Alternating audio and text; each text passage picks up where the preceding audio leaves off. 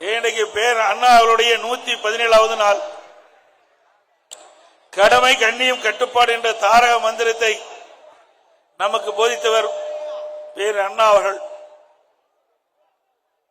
பரந்த நுண்ணறிவு, சிறந்த எழுத்து, மொழிப்புலமை, மேடை பேச்சு, அரசியல் நாகரிகம், தொண்டர்கள் ஈர்க்கும் அன்பு, போராட்ட குணம், பகுத்தறிவு சிந்தனை, ஆளுமை திறன், தலைமை பண்பு, எளிமையான வாழ்வு, இவை அனைத்தும் ஒருங்கே கொண்ட அனைவராலும் அண்ணாந்து பார்க்கக்கூடியவர்தான் பேர் அண்ணா அவர்கள். இன்றைக்கு நம்முடைய மாணவ சமுதாயத்தைச் சேர்ந்தவர்கள் இந்தி எதிர்ப்பு போராட்டத்தை நடத்துகின்ற பொழுது அதற்கு முன்னின்று செயலாற்றியவர் பேர் அண்ணா அவர்கள். தமிழகத்தை பொறுத்தவரை ஆட்சி மொழி தமிழ் என்றும் தொடர்மொழி ஆங்கிலம் என்றும் இருமொழி கொள்கையை பிரகடனப்படுத்தினவர். ஏழின் சிரிப்பிலே இறைவனை காண்போம் என்று சொன்னார். அப்படி தன்னுடைய வாழ்நாளில் சரி, அவர் முதலமைச்சராக பதவி வகித்த காலத்திலும் சரி, தமிழ்நாட்டுக்கு மக்களுக்கு, அடித்தட்டிலே வாழ்கின்ற மக்களுக்கு என்ன திட்டத்தை கொண்டு வந்தால் அதனால் ஏழைகள் வாழ்வு மலரும் என்ற சிந்தனையோடு செயல்பட்டவர் தான் பேர் அண்ணா அவர்கள். அவருடைய மறைவுக்கு பிறகு பொன்மனச்செம்மல் புரட்சி தலைவர் எம்ஜிஆர் அவர்கள் பேர் அண்ணா அவர்கள் கண்ட கனவை நனவாக்க வேண்டும் என்ற அடிப்படையிலே இன்றைக்கு தமிழகத்திலே பல்வேறு திட்டங்களை கொண்டு வந்து நடைமுறைப்படுத்தினார். பேர் அண்ணா கண்ட கனவு நனவாக்கின்ற விதமாக பல்வேறு திட்டங்களை கொண்டு வந்து அதன் மூலமாக தமிழகம் முழுவதும் இருக்கின்ற மக்கள் நன்மை பெற்றார்கள். சத்துணவு திட்டத்தை கொண்டு வந்து சரித்திரம் படைத்தார் பொன்மனச்செம்மல் புரட்சி தலைவர் எம்ஜிஆர். அதேபோல கல்விக்கு முன்னுரிமை கொடுத்து அந்த காலகட்டத்திலே கல்லூரியில் அதிகம் கிடையாது, சாதாரண அடித்தட்டிலே வாழ்கின்ற மக்கள் கூட உயர்கல்வி படிக்க வேண்டும் என்ற எண்ணத்தின் அடிப்படையிலே பல கல்லூரிகளில் பொன்மனச்செம்மல் புரட்சி தலைவர் எம்ஜிஆர் காலத்திலே தோற்றுவிக்கப்பட்டு தமிழகத்திலே கல்விக்கு முன்னுரிமை கொடுத்த தலைவர் பொன்மனச்செம்மல் புரட்சி தலைவர் எம்ஜிஆர் அவர்கள்.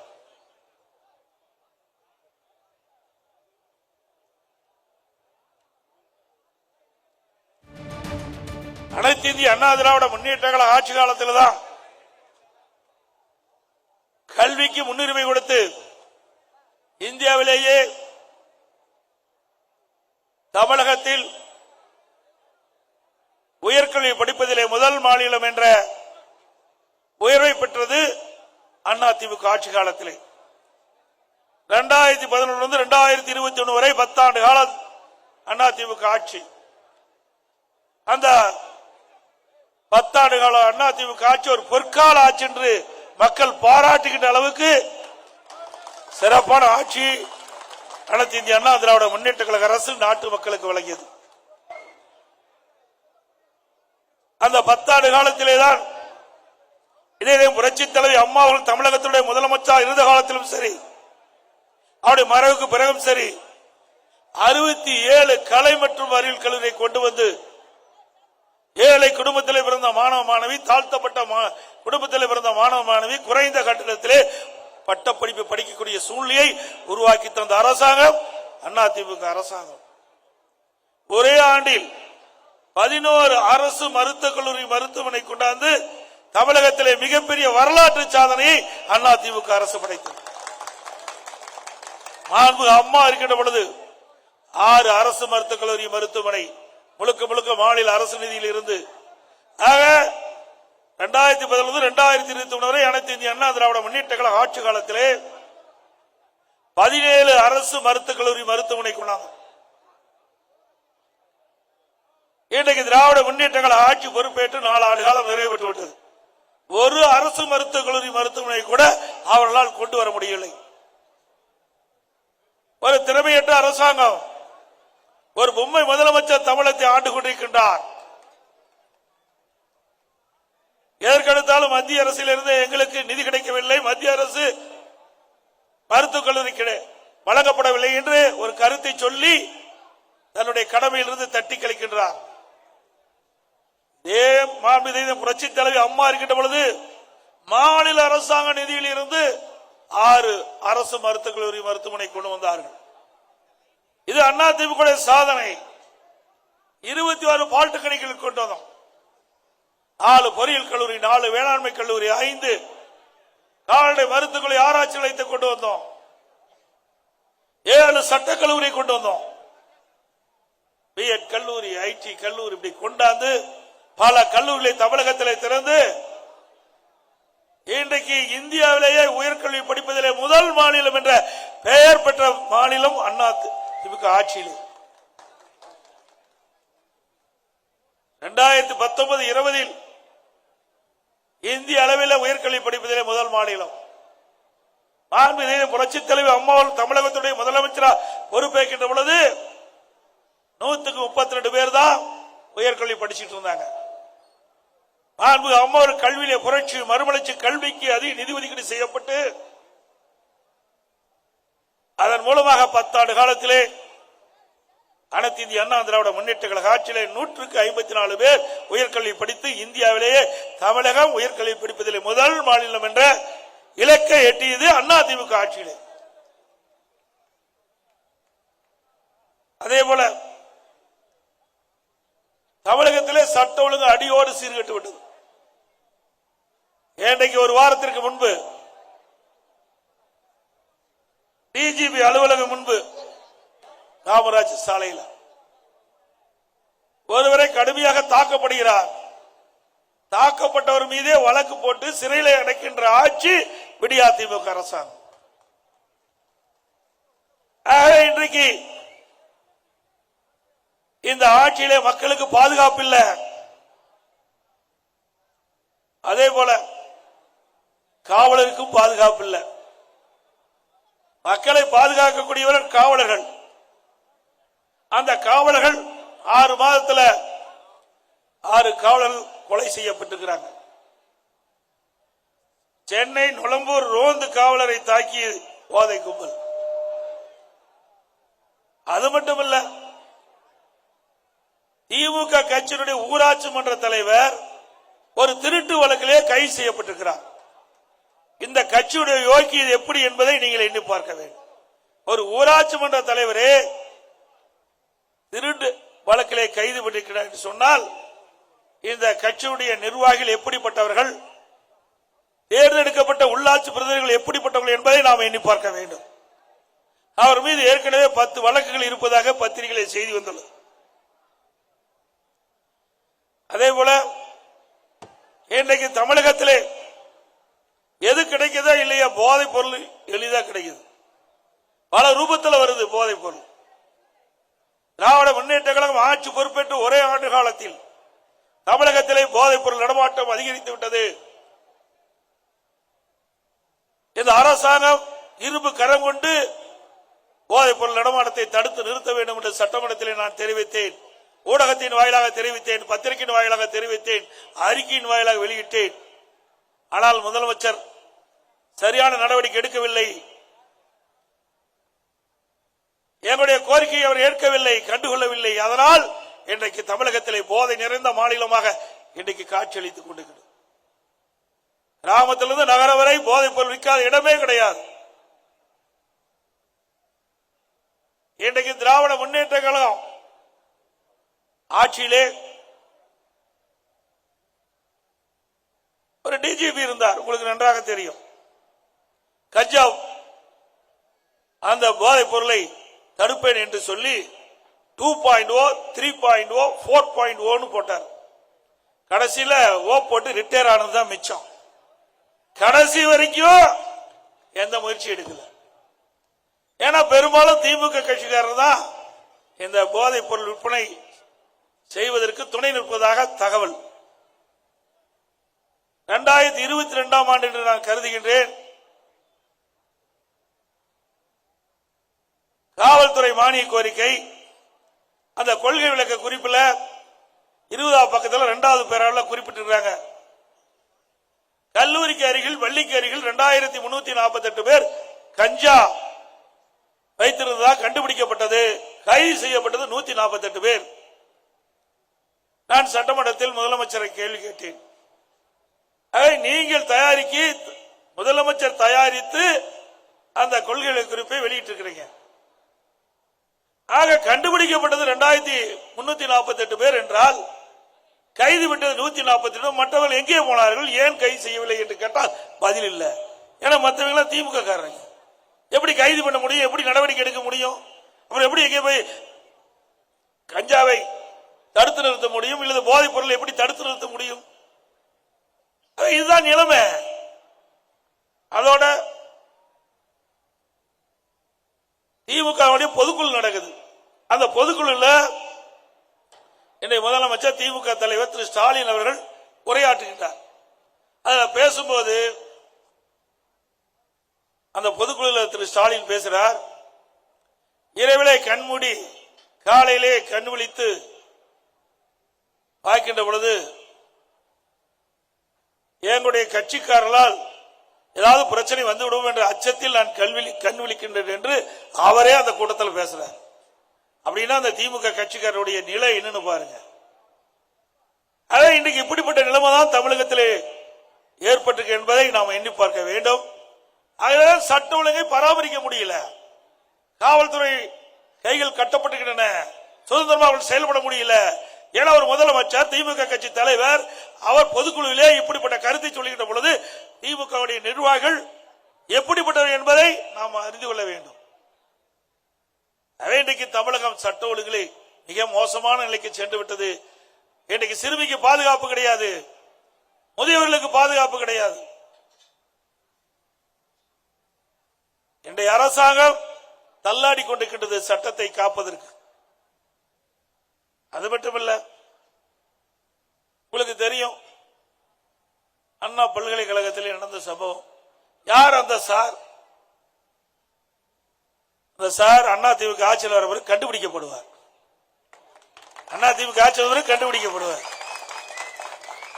எந்த சார் எங்கே போய் பிரியாணி சாப்பிட்டார், அந்த சார் யார் என்று நாட்டு மக்களுக்கு தெரியும், இந்த மாநகர மக்களுக்கு தெரியும். ஆட்சி அதிகாரம் இருக்கின்ற காரணத்தினாலே அவர்கள் அதை சரியான முறையிலே விசாரணை மேற்கொள்ளவில்லை என்றுதான் மக்களுடைய எண்ணங்கள். அப்படித்தான் மக்கள் பேசிக் கொள்கிறார்கள். அண்ணா திமுக ஆட்சிக்கு வந்தவர்கள் இதற்கெல்லாம் முழுமையான தீர்வு காணப்படும்.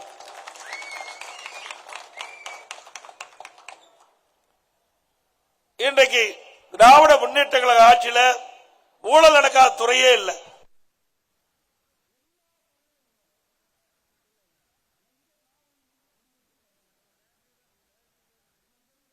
ஊழல் இன்றைக்கு ஈடி டாஸ்மாக்ல முறைகேடு நடைபெற்றதாக கண்டுபிடித்து பத்திரிகையிலே செய்தி வெளிவந்துள்ளது.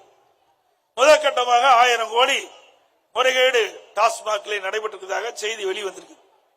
முழுமையாக விசாரிக்கப்பட்டால் சுமார் 40,000 கோடி இந்த டாஸ்மாக் நிறுவனத்தில் மட்டும் முறைகேடு நடந்திருக்கும் என்று அவர்கள் பத்திரிகையிலே செய்தி வெளியிட்டிருக்கிறார். அதோட ஒரு அமைச்சர் இருந்தார், யார் என்று உங்களுக்கு தெரியும், 10 ரூபா அமைச்சர். யார் உங்களுக்கு தெரியும்ல? நல்லா சத்தமா சொல்லுங்கப்பா. அவர்தான் இந்த 10 ரூபா திட்டத்தை துவக்கி வச்சார். ஏதோ தொடங்கி வைப்பாங்க. இந்த 10 ரூபா திட்டத்தை தொடங்கி வச்ச அமைச்சரும் இப்ப அமைச்சரவையிலிருந்து காணாம போயிட்டார். இன்றைக்கு தமிழகத்தில் சுமார் 6000 மதுக்கடைகள் இருக்கின்றன. பெரும்பாலான மதுக்கடைக்கு இருக்கின்ற அந்த பார்லாம் அதிகமா திமுக நிர்வாகிகளை எடுத்துக்கிட்டாங்க.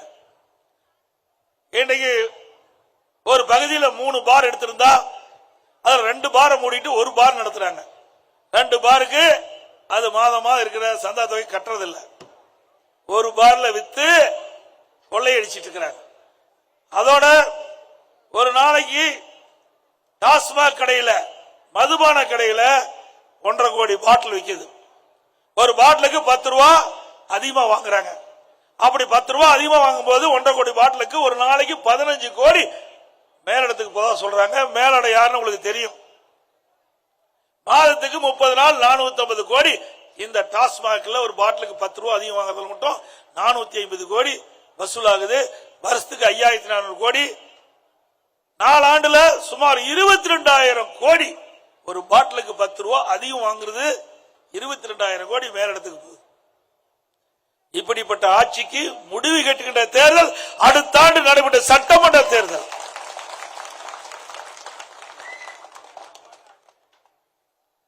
அதோட திமுக இருக்கிற ஒரு அமைச்சர் சொன்னார், நாம சொல்லல, அவருடைய அமைச்சரவையில் இருக்கிற ஒரு அமைச்சரே சொல்றார். திரு சபரீசன் அவர்களும் திரு உதயநிதி அவர்களும் 30,000 கோடி கையிலே வைத்துக் கொண்டு என்ன செய்வது என்று தடுமாறிக் கொண்டிருப்பதாக வலைதள செய்தி. இதுக்கு என்ன வரைக்கும் முதலமைச்சர் மறுப்பே கொடுக்கல. அப்படின்னா எவ்வளவு கொள்ளையடித்திருப்பா என்பதை நீங்கள் எண்ணி பாருங்க. ஆக இப்படி துறை வாரியாக ஊழல் செய்த பணம் இப்படி தடுமாறிக் கொண்டிருக்கின்றது. அதே போல இன்றைய தினம் மதுரை மாநகராட்சி, அந்த மதுரை மாநகராட்சியில் அந்த வரி வசூல்ல முறைகேடு நடந்திருக்குது. சுமார் 200 கோடி முறைகேடு நடந்திருக்கு. அந்த 200 கோடி மக்களுடைய வரி பணம்.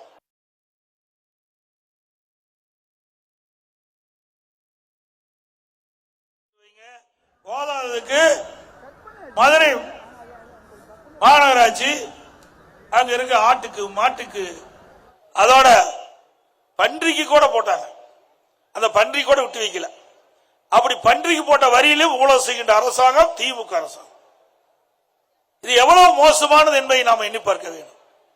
200 கோடி கண்டுபிடிச்சதாரு திமுக அரசாங்கம். ஊழல் செய்தது திமுக மேயர். ஆனா அவர்களை கை செய்யல. அவருடைய கணவர் கை செய்து இன்னைக்கு சிறையில் அடைக்கப்பட்டிருக்கிறாங்க. திமுகவை சேர்ந்த 5 மண்டல குழு தலைவர்கள் ராஜினாமா பண்ணியிருக்கிறாங்க. 2 நிலைக்குழு தலைவர் ராஜினாமா பண்ணியிருக்கிறாங்க. சில அதிகாரிகள் கைது செய்யப்பட்டு சிறையில் இருக்கிறாங்க. இப்படி வரி வசூல்ல அதிகமான முறைகேடு செய்கின்ற அரசாங்கம் திமுக அரசாங்கம், திமுக நிர்வாகம், திமுக மாநகராட்சி, திமுக மேயர் இருக்கின்ற மாநகராட்சி. இதே போல காஞ்சிபுரத்தில் ஊழல், பங்கு பிரிப்பதில் ஊழல், அங்கே நம்பிக்கையில்லா தீர்மானம் வந்தது. கோவையில பிரச்சனை, திருநெல்வேலியில பிரச்சனை. ஆனா எல்லா பகுதியிலுமே அங்கே வரி முறைகேடு நடக்கிறது மற்றும் ஊழல் செய்த பணத்தை பிரிப்பதிலே பிரச்சனை ஏற்பட்டு ஆளுங்கட்சி திமுக ஆளுங்கட்சி கவுன்சிலர்களே நம்பிக்கையில்லா தீர்மானம் கொண்டார். இப்படி ஒரு அவல ஆட்சி இன்றைக்கு தமிழகத்திலே நடைபெற்றுக் கொண்டிருக்கிறது என்பதை எண்ணி பார்க்க வேண்டும். அதோட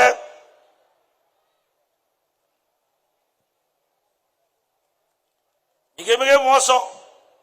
எல்லாம் பணத்தை திருடுவாங்க, நகை திருடுவாங்க. ஆனா திமுக ஆட்சியில உறுப்பை திருடுறாங்க, கிட்னி திருடுறாங்க. இன்றைக்கு கொடுமையிலும் கொடுமை வறுமை. அப்படி வறுமையால் வாடுகின்ற ஏழைகள் அவருடைய வாழ்க்கை வாழ வேண்டும் என்பதற்காக பணத்தாசை காட்டி அவளை அழைத்து சென்று அவருடைய கிட்னிய அவர்கள் எடுக்கப்பட்டு விற்பனை செய்வதாக பத்திரிகையில் செய்தி வந்திருக்குது. இந்த செய்தி அரசாங்க கவனத்திற்கு சென்றவுடன் ஒரு சட்டமன்ற உறுப்பினர், திமுக சட்டமன்ற உறுப்பினர், அவருடைய மருத்துவமனை, அந்த மருத்துவமனையில் தான் இந்த கிட்னி முறைகேடு நடைபெற்றதாக தகவல் அடிப்படையிலே இந்த அரசாங்கம் ஒரு குழு அமைக்கப்பட்டு அந்த குழு போய் அங்கே சோதனை செய்கின்றார்கள். இந்த சோதனையிலே முறைகேடு நடைபெற்றது கண்டுபிடிக்கப்பட்டது. ஆனால் அரசாங்கம் என்ன நடவடிக்கை எடுத்தது? உறுப்பு மாற்று அறுவை சிகிச்சை செய்கின்ற அனுமதியை ரத்து பண்ணியிருக்கிறது. முறைகேடு செய்தவர்களை கைது செய்யவில்லை. ஆளுங்கட்சி எம்எல்ஏ என்ற காரணத்திற்காக அவரை கைது செய்யவில்லை. மற்றொன்று, நாமக்கல் மாவட்டம் பள்ளிப்பாளையத்தில் ஒரு பெண் வறுமையின் காரணமாக அவரும் அந்த கிட்னியை வழங்குவதற்கு புரோக்கர் மூலமாக முயற்சி செய்து அந்த கிட்னி எடுப்பதற்கு பதிலா கல்லீரல் எடுத்துட்டாங்க. அந்த பெண்மணி உடல்நிலை சரியில்லாம மருத்துவமனையில் போய் சிகிச்சை பெறுகின்ற பொழுது ஸ்கேன் பண்ணும்போது கிட்னிக்கு பதிலாக கல்லீரல் எடுக்கப்பட்டிருக்குன்னு சொன்னோம்னா அந்த பெண் அதிர்ச்சி விட்டுறாங்க. நான் கிட்னி தானே கொடுக்குறேன், எப்படி கல்லீரல் எடுத்தாங்க? இப்படி திருட்டு கும்பல் ஆட்சி தொடர வேண்டுமா? சொல்லுங்க, தொடர வேண்டுமா? எவ்வளவு கொடுமை! ஏழைகளை காப்பாற்றுகின்ற அரசாங்கம், ஏழைகளை காப்பாற்றுகின்ற சட்டமன்ற உறுப்பினர், அதற்காகத்தானே மக்கள் தேர்ந்தெடுத்திருக்காங்க. அப்படி தேர்ந்தெடுக்கப்பட்ட மக்கள் வறுமையிலே வாடுகின்ற பொழுது அந்த வறுமையை மையமாக வைத்து தங்களுடைய உறுப்புகளை திருடுவது எந்த விதத்தில் நியாயம்? நீதிமன்றம் கேள்வி மேல கேள்வி கேட்டு பொளந்து எடுத்துட்டது. மிக மோசமான ஆட்சி, ஒரு கேவலமான ஆட்சி. அது மட்டுமல்ல, அதிமுக ஆட்சியில பல திட்டங்களை கொண்டாந்தோம். அதையெல்லாம் திமுக ஆட்சியில அப்படி விட்டுட்டாங்க. இன்றைக்கு இந்த மாநகராட்சி பகுதியில் கழிப்பறை சுத்தம் செய்யணும். பாத்தீங்கன்னா ஒரு கழிப்பறை 2022ஆம் ஆண்டு என்ன கருதுகிறேன். அந்த 22ஆம் ஆண்டுல கழிப்பறை சுத்தம் செய்கின்ற பொழுது ஒரு கழிப்பறைக்கு சுமார் 4 ரூபாய் என்று கருதுகிறேன். அதே 23, 24 அந்த கழிப்பறை சுத்தம் செய்வதற்கு சுமார் 363 ரூபாய். ஒரு கழிப்பறை, ஒரு கழிவறையை சுத்தம் செய்வதற்கு 363 ரூபாய்.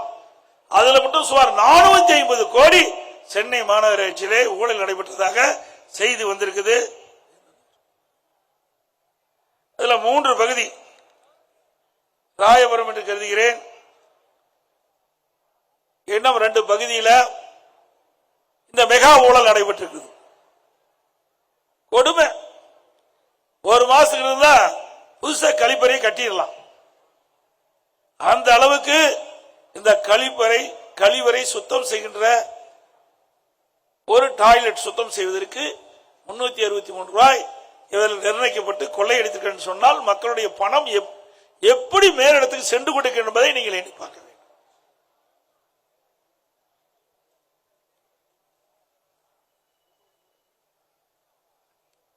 அதுவும் அனைத்து இந்திய அண்ணா திராவிட முன்னேற்ற கழக ஆட்சியிலே கொண்டு வரப்பட்ட திட்டம் திருமண உதவி திட்டம்.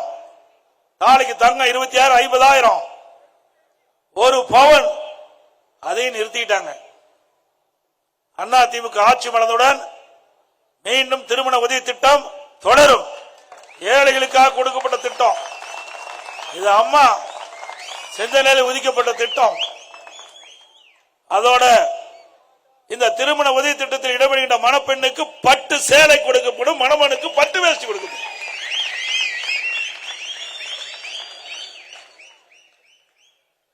அதே போல நம்முடைய சகோதரிகள் உரிய நேரத்தில் பணிக்கு செல்ல வேண்டும். பணி முடியும் பொழுது வீடு திரும்ப முடியும். அதற்காக மாண்பு அம்மா இருக்கின்ற பொழுது அம்மா இருசக்கர வாகனம் மானிய விலையில கொடுக்கப்படும் என்ற தேர்தல் அறிவிப்பில் வெளியிட்டாங்க. துரதிருஷ்டவசமாக அம்மா மறைந்தாலும் அம்மாவுடைய அரசு அம்மா கொடுக்கப்பட்ட வாக்குறுதியை நிறைவேற்றுகின்ற விதமா பாரத பிரதமரை நேரடியாக அழைத்து வந்து கலைவாணர்களே அம்மா இருசக்கர வாகன நிகழ்ச்சியை நடத்தி சுமார் 2,80,000 நம்முடைய சகோதரிகளுக்கு அம்மா இருசக்கர வாகனம் வாங்குறதுக்கு மானியம் கொடுத்தோம். ஒவ்வொரு இருசக்கர வாகனம் வாங்குறதுக்கு 25,000 ரூபாய் மானியம். அதை மீண்டும் அண்ணா திமுக ஆட்சி வந்த பிறகு, அனைத்து இந்திய அண்ணா திராவிட முன்னேற்ற கழக ஆட்சி வந்த பிறகு 3 லட்சம் 5 லட்சம் சகோதரிகளுக்கு மானிய விலையில அம்மா இருசக்கர வாகனம் கொடுக்கும். அதே போல ஆட்டோ ஓட்டுநர்கள் அவங்க எங்களுடைய கோரிக்கை வச்சாங்க. ஏண்டைக்கு பெட்ரோல் டீசல் விலை உயர்ந்து போச்சு, உதிரிப்பாங்கள விலை உயர்ந்து போச்சு, மற்ற பொருள் எல்லாம் விலை உயர்ந்து போச்சு, எங்களால சமாளிக்க முடியல, ஆகவே நாங்கள் புதிதாக ஆட்டோ வாங்கினா மானியம் வேண்டும் என்று கோரிக்கை வச்சாங்க. அந்த ஆட்டோ ஓட்டுநர் சங்கத்தில் ஓட்டுநராக பதிவு செய்திருக்கின்றவர்கள் புதிதாக ஆட்டோ வாங்கினா 75,000 ரூபாய் மானியம் வழங்கப்படுமா? புதிதாக ஆட்டோ வாங்குறதுக்கு 75,000 மானியம்.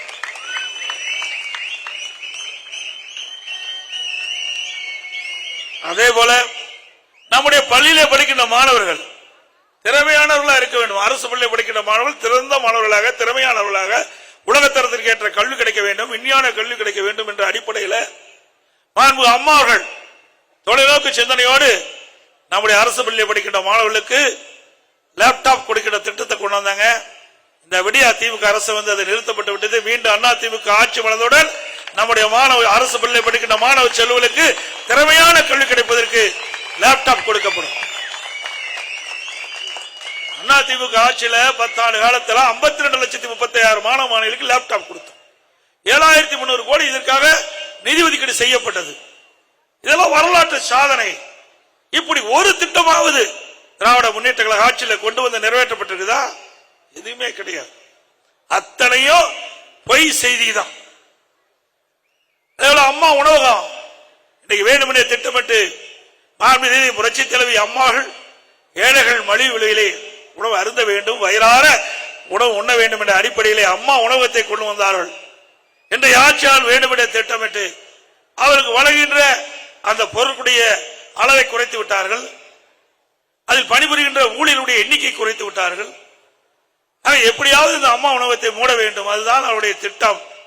ஆனால் மீண்டும் அனைத்து இந்திய அண்ணா திராவிட முன்னேற்ற கழக அரசு உங்களுடைய ஆதரவோடு மலர்ந்த பிறகு அம்மா உணவகம் சிறப்பாக செயல்படும், தரமான உணவு கொடுக்கப்படும்.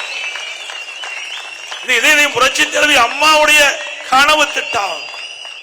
எனக்கு பேரு அண்ணாவுடைய பிறந்த நாள் விழா கொண்டாடி கொண்டிருக்கின்றோம். அவருடைய கனவு ஏழையின் சிரிப்பிலே இறைவனை காண்போம் என்று அந்த கனவை நனவாக்கத்தான் இதை புரட்சி தலைவி அம்மா அவர்கள் ஏழைகளுக்காக கொண்டு வந்த திட்டம் அம்மா உணவு திட்டம். அப்படி அம்மா உணவகத்தை மூடுகின்ற சூழ்நிலையை உருவாக்கி அரசாங்கம், திமுக அரசாங்கம் அதை தடுத்து நிறுத்தியிருக்கின்றோம். ஆனால் அந்த அம்மா உணவகத்திலே பணிபுரிகின்ற ஊழியர்கள் எல்லாம் வாட்டி வைத்துக் கொண்டிருக்கின்றார்கள். ஆகவே அனைத்து அண்ணா திராவிட முன்னேற்ற கழக அரசு அமைந்தவுடன் இந்த அம்மா உணவகத்தில் நிறுத்தப்பட்ட பணியாளர்கள் மீண்டும் சேர்த்துக் கொள்ளப்படுவார்கள். அவளுக்கு முழுமையான பொருள் கொடுக்கப்படும், தரமான உணவு தயாரித்து கொடுக்கப்படும்.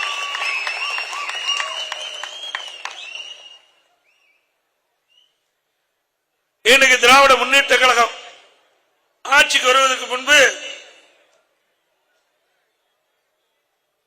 சுமார் 525 அறிவிப்புகள் வெளியிட்டாங்க. கொஞ்சம் லஞ்சம் இல்ல, அவ்வளவு அறிவிப்புகள். ஏன்னா செய்யவா போறாங்க, அறிவிப்பு கொடுத்து மக்களை ஏமாற்றி கவர்ச்சிகரமா பேசி ஆட்சிக்கு வந்த பிறகு அதுல ஒரு 10-15% அறிவிப்பு தான் நிறைவேற்றிக்கிறாங்க. குறிப்பா முக்கியமான அறிவிப்புகள் நம்முடைய மாணவ செல்வங்கள், இளைஞர்கள் கல்விக்கடன் ரத்துன்னு சொன்னாங்க. ரத்து பண்ணிருக்காங்களா? கல்விக்கடன் ரத்தாயிருக்குங்களா? இல்ல. மாதந்தோறும் கேஸ் சிலிண்டருக்கு 100 ரூபாய் மானியம் கொடுக்கறாங்களா? கொடுத்தாங்களாமா? Petrol diesel குறைக்கிறாங்களா? குறைச்சாங்களா? அதே போல நம்முடைய ரேஷன் கடையில கூடுதலா சக்கரை ஒரு கிலோ போடுறாங்களா? போடாட்டி பரவாயில்ல. ஏன்னா பருப்பு மாதம் கொடுக்கறது இல்ல, 2 மாதத்துக்கு ஒரு கொடுப்பதாக என்னிடத்திலே புகார் வந்து கொண்டிருக்கின்றது. முழுமையாக இந்த ஏழை மக்களுக்கு கிடைக்க வேண்டிய அத்தியாவசிய உணவுப் பொருள் கூட முழுமையாக வழங்காத அரசு இந்த விடியா திமுக அரசு என்பதை நேரத்திலே சுட்டிக்காட்ட கடைபெற்றிருக்கின்றேன். அதே போல மாத ஒருமுறை மின் கட்டணம் கணக்கிட்டு சொன்னாங்களா? கணக்கிடுறாங்களா? திராவிட முன்னேற்ற கழகம் ஆட்சிக்கு வந்த பிறகு இந்த 3 ஆண்டுக்கு முன்பாகவே 52% மின் கட்டண உயர்வு, பிறகு ஆண்டுக்கு 5% மின் கட்டண உயர்வு. அப்படி கடந்த 3 ஆண்டுகள 15% மின் கட்டண உயர்வு, ஏற்கனவே 52% மின் கட்டண உயர்வு, ஆக மொத்தம் 67% மின் கட்டண உயர்வால் இன்றைக்கு மக்கள் கடுமையா பாதிக்கப்பட்டிருக்காங்க. அது மட்டுமல்ல, திராவிட முன்னேற்ற கழக தேர்தல் அறிக்கை அதுல குறிப்பிட்டிருக்கிறாங்க, அரசு ஊழியர்கள் பழைய ஓய்வு திட்டம் கொடுப்பதான். அவளும் பல தடவை போராட்டம் பண்ணி பார்த்து அவளால் ஒன்றும் செய்ய முடியல. திராவிட முன்னேற்ற கழக தேர்தல் அறிக்கையை நம்பி கடந்த முறை அரசு ஊழியர்கள் குடும்பத்தைச் சேர்ந்தவர்கள் எல்லாம் வாக்களித்தார்கள். வாக்களித்த அந்த படித்தவர்களுக்கும் பட்டை நாமம் போட்ட அரசு திமுக அரசாங்கம். அதே போல திராவிட முன்னேற்ற கழக தேர்தல் அறிக்கையில குறிப்பிட்டிருக்கிறாங்க, அரசு ஊழியர்கள் 3 லட்சம் பணியிடங்கள் காலியாக இருப்பதாக, அரசு சார்ந்த பணியிடங்கள் 2 லட்சம், ஆக மொத்தம் 5.5 லட்சம் அரசு காலி பணியிடங்கள் இருப்பதாகவும் திராவிட முன்னேற்ற கழகம் ஆட்சிக்கு வந்த பிறகு அந்த 5.5 லட்சம் காலி பணியிடங்கள் நிரப்பப்படுவதாக அறிவித்தாங்க. ஆனா கடந்த சட்டமன்ற கூட்டத்தொடரில் அமைச்சர் குறிப்பிட்டது வெறும் 50,000 பேர் தான், 4 ஆண்டுல வெறும் 50,000 பேர் தான் அரசு ஊழியர்கள் நியமிக்கப்பட்டிருக்கிறார், அரசு ஊழியர் பணியிடங்கள் நிரப்பப்பட்டிருக்கு. ஆனா அந்த 4 ஆண்டுல பணி ஓய்வு பெற்றவங்க 75,000 பேர், ஆக வெறும் 50,000 பேர் தான் அவர்கள் பணியிடத்தை நிரப்பி இருக்கிறாங்க. இப்ப 25,000 பணி ஓய்வு பெற்றவங்களே 25,000 பாக்கி இருக்குது. ஆக மொத்தம் ஏற்கனவே 5,50,000, இதுல 25,000 சேர்த்தனா 5,70,000 அரசு பணியிடங்கள் காலியா இருக்கு. அத்தனையும் பொய். ஆனால் படித்த இளைஞர்களையும் மாணவர்களையும் ஏமாற்றி வாக்கிலே பெறுவது இந்த விடியா திமுக அரசுடைய தந்திரம். அதோடு விலைவாசி உயர்வு, வெண்ணெய் முட்டுகின்ற அளவுக்கு விலைவாசி உயர்ந்திருக்கு. நீங்க பாத்தீங்கன்னா இத பட்டியலில் இட்டாகணும். ஏன்னா பெரும்பாலும் இங்க வந்திருக்கிறவங்க பூராமே சாதாரண குடும்பத்தை சேர்ந்தவர்கள். அன்றாடு வேலைக்கு சென்றால்தான் அவருடைய அடுப்பு எரியும் என்று அடித்தட்டிலே வாழ்கின்ற மக்கள் படுகின்ற துன்பங்கள், அந்த துன்பத்தில் இருந்து அவள் விடுபட வேண்டும். அதுதான் அதிமுக லட்சியம். அப்படிப்பட்ட அரசு அதிமுக அரசாங்கம்.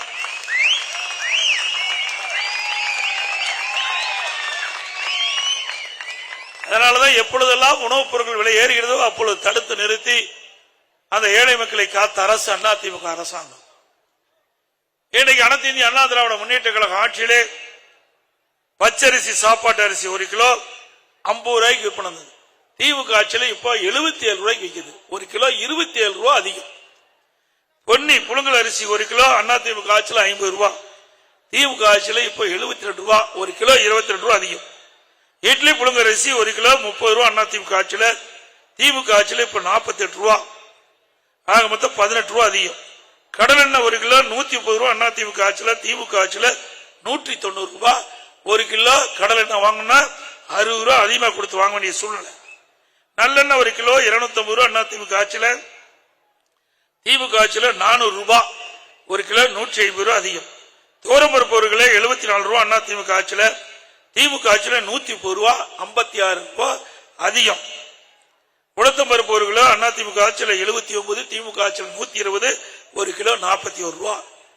ஆக இந்த விலை உயர்வை பற்றி எல்லாம் கவலைப்படுறதே கிடையாது முதலமைச்சர்.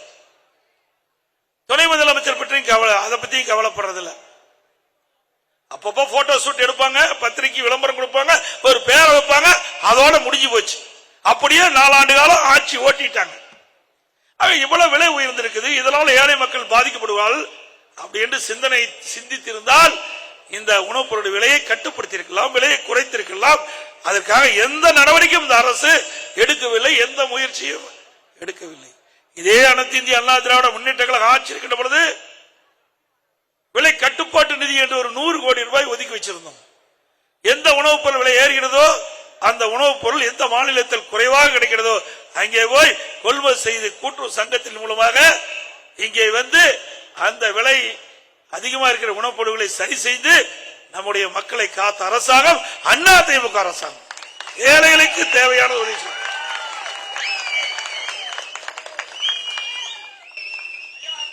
அதே போல கட்டுமான பொருட்கள் விலை,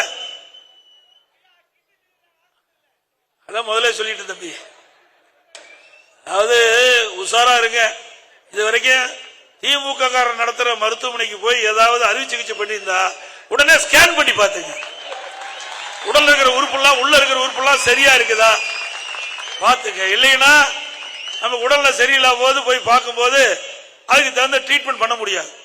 அதனால யாராவது நம்ம இயக்கத்தை சேர்ந்தவர்கள், ஒரு நண்பர்கள், உங்களுக்கு வேண்டியப்பட்டீங்க உற்றார் உடன் நண்பர்கள் யாராவது திமுக கட்சிக்காரர் நடத்தும் மருத்துவமனைக்கு சென்று அறுவை சிகிச்சை செய்யப்பட்டிருந்தா ஒரு ஸ்கேன் பண்ணி பார்த்துங்க.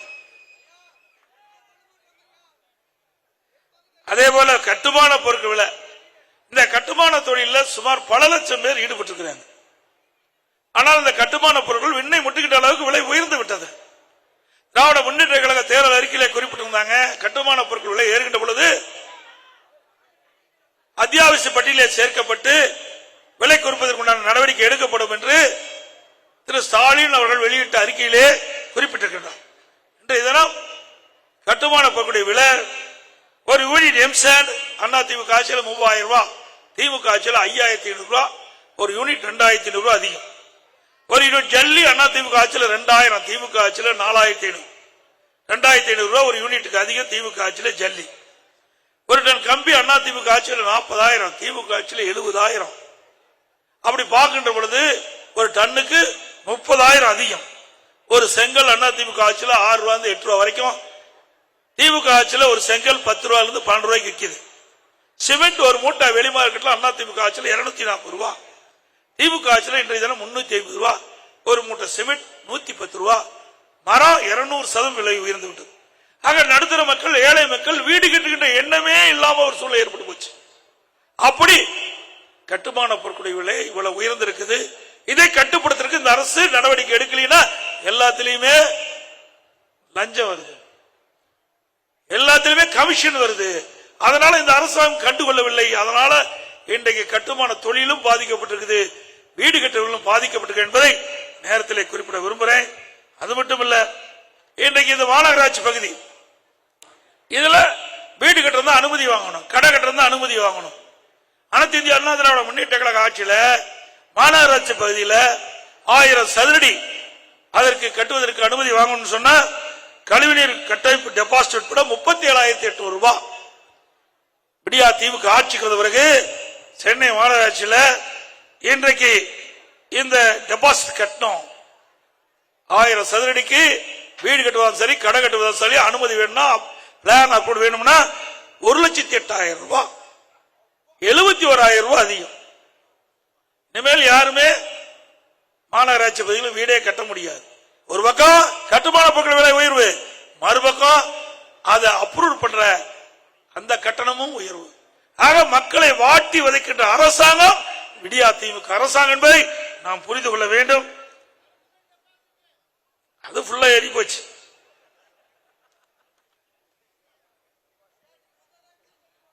அதோட ஸ்டாலின் எப்பொழுது பார்த்தாலும் பேசுறார். நான் வெளிநாடு போனேன்,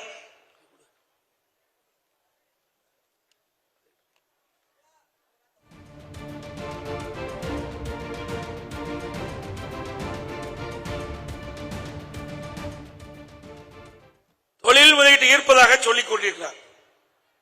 ஆனா ஏற்கனவே 30,000 கோடி கையில் வைத்துட்டு தடுமாறி கொண்டிருப்பதாக வலைதளத்தில் செய்தி. ஆக இவர் தொழில் முதலீட்டு ஈர்க்க போனாரா, தொழில் முதலீடு செய்ய போனான பிற்காலத்தில் நன்றா தெரியும். முதல் துபாய், ஐக்கிய அரேபிய எமிரேட்ஸ் நாடுகள் அங்க போனார். அங்க ஒரு 6,100 கோடி தொழில் முதலீட்டு ஈர்ப்பதாக செய்தி வெளியிட்டார். அதுல லூல் மால் வணிக வளாகம் இது வரைக்கும் வரவே இல்லை. புரிந்து ஒப்பந்தம் போட்டுன்னு சொன்னாரு, இது வரைக்கும் வரல. அதே மாதிரி சிங்கப்பூர் மற்றும் ஜப்பான் போனார். அப்ப 3,233 கோடி தொழில் முதலீட்டு தான் சொன்னார். ஸ்பெயினுக்கு பின்னார் போனார். அங்க ஒரு 10 நாள் தங்கியிருந்தார். அங்க 3,440 கோடி தொழில் முதலீட்டு சொன்னார். அது எந்த தொழில்? தமிழ்நாட்டில் அந்த தொழிற்சாலை எங்க இருக்குது, அந்த தொழிற்சாலையில் இங்க இருக்கின்ற தொழில் முதலீட்டர் அங்க ஸ்பெயின்ல போய் ஒப்பந்தம் போடுற. எப்படி மக்களை ஏமாற்ற பாருங்க. வெளிநாடு போறோம்னு எதுக்கோ போறாரு, அது வேற விஷயம். உங்களுக்கு எல்லாத்துக்குமே தெரியும் எதுக்கு போறாருன்னு. அதுக்குள்ள நம்ம போகல. ஆனா தமிழ்நாட்டுக்கு நிறுவனம் அங்க வெளிநாட்டுக்கு வர சொல்லி அங்க புரிந்துணர்வு ஒப்பந்தம் போடுறாங்கன்னா இந்த அரசாங்கம் எந்த லட்சத்தில் இயங்க கொண்டு என்பதை நாம் எண்ணி பார்க்க வேண்டும். அதோட இப்போ ஜெர்மனி போயிருக்கிறார். அந்த ஜெர்மனி போய் அங்க போய் முதலீட்டு ஈர்த்து சொல்றார். இதுல பல நிறுவனங்கள் ஏற்கனவே தமிழகத்தில் அண்டை மாநிலத்தில் அந்த தொழிற்சாலைகள் இன்றைக்கு இயங்கி வருகின்றன. ஒரு சில தொழிற்சாலைகள் தான் புதுசா வருது, மீதி எல்லாம் ஏற்கனவே இருக்கின்ற தொழிற்சாலை விரிவுபடுத்துறாங்க. அதுக்கு ஒரு புரிந்துணர்வு ஒப்பந்தம், அதுக்கு ஒரு வெளிநாடு. ஆக இப்படி 5 முறை வெளிநாடு சென்று அவர்கள் மொத்தமா பெற்ற அவருடைய வெளிநாட்டுடைய முதலீடு மிக மிக சொற்பமான முதலீடு என்பதை இந்த நேரத்தில் தெரிவிக்க விரும்புகிறேன். இதே அதிமுக ஆட்சி இருக்கின்ற பொழுது நாங்கள் வெளிநாடு போனோம். அந்த வெளிநாடு போய் அந்த பயணத்தில் ஒரே நேரத்தில் 8830 கோடி தொழில் முதலீட்டு ஈர்த்தோம். அதோட கொரோனா காலம் எல்லா மாநிலத்திலுமே யாரும் முதலீடு செய்ய விரும்பல. ஆனா அதிமுக ஆட்சியில் 60,000 கோடி கொரோனா காலத்தில் தொழில் முதலீட்டை ஈர்த்தோம்.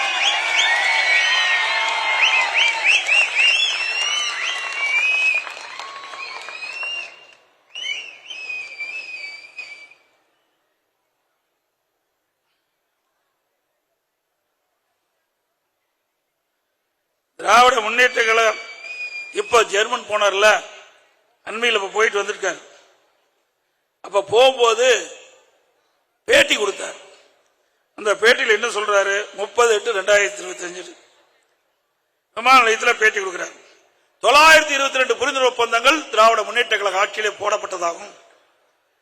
அதில் 10,62,62,000 ரூபாய் முதலீட்டு ஈர்க்கப்பட்டதாகும். 10,62,000 தொழில் முதலீட்டு ஈர்க்கப்பட்டதாகும். சுமார் 32,81,000 பேருக்கு வேலை கிடைத்ததாகும். இதுல 77% நிறைவேற்றப்பட்டது. எவ்வளவு பச்சை போய் ஏங்க, 32,81,000 பேருக்கு வேலை கொடுத்திருக்காங்களா? உண்மையா? இது ஸ்டாலின் கொடுக்கப்பட்ட அறிவிப்பு. ஒரு புரிந்துணர்வு ஒப்பந்தம் போடு என்று சொன்னால் போட்ட உடனே தொழிற்சாலை வந்துடாது. அந்த புரிந்துணர்வு போட்ட உடனே தொழிற்சாலை வந்துடாது. முதற்கட்டமா நிலம் எடுக்க வேணும், முதற்கட்ட பணி. அப்புறம் நிலம் கையப்படுத்த வேணும், பிறகு அது நிதி ஆதாரம் வேணும், அப்புறம் அதுக்கு தேவையான அனுமதி வேணும். மத்திய அரசு அனுமதி, மாநில அரசு அனுமதி, இதெல்லாம் பெற்று வருவதற்கு 2-3 ஆண்டு ஆயிரும். அப்புறம் அந்த தொழிற்சாலை கட்டுமான பணி அது 2 வருஷம் 1.5 வருஷம் ஆயிரும். பிறகு ஒரு தொழிற்சாலை வருவது என்று சொன்னால் சுமார் 4-5 ஆண்டு காலமானதான் அந்த தொழிற்சாலை பயன்பாட்டுக்கு வரும். ஆனா முதலமைச்சர் உடனே 77% அவள் கொண்டு வரப்பட்ட புரிந்துணர்வு ஒப்பந்தங்கள் நிறைவேற்றப்பட்டதாக ஒரு பச்சை பொய்யை சொல்லி வெளிநாடு போய். ஆக திரு ஸ்டாலின் அவர்களே, நீங்க ஒரு 30 வருஷத்துக்கு மிந்தி சொல்லியிருந்தா நம்புவாங்க. எப்பெல்லாம் பேச பேச லைவ்ல போயிட்டு இருக்குது, என்ன பேசுறேன்னு அங்க வீட்டில இருந்து கேட்கக்கூடிய அளவுக்கு விஞ்ஞான வளர்ச்சி.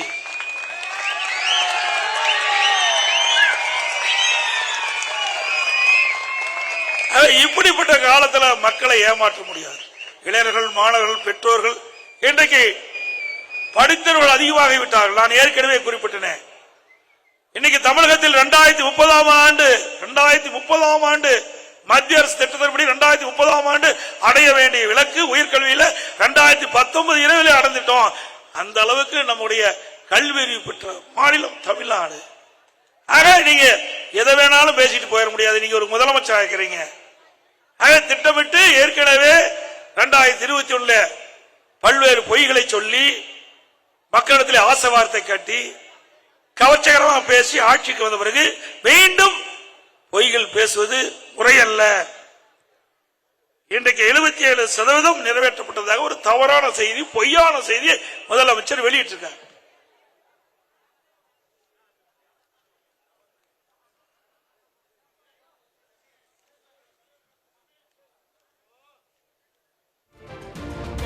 அதோட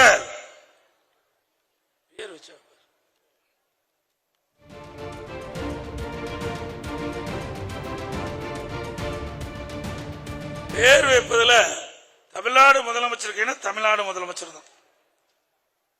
அதாவது ஒரே திட்டத்துக்கு பல பேர் வச்சிருக்க. அதாவது மக்கள்கிட்ட மனு வாங்குறது என்ன, மக்களுக்கு ஒண்ணுமே தெரியாத மாதிரி முதலமைச்சர் எண்ணிட்டு இருக்க. அவருக்கு தெரியாது இருக்கு, அது வேற விஷயம். ஏன்னா தெரிஞ்ச அப்படி அறிவிக்க மாட்டாரே.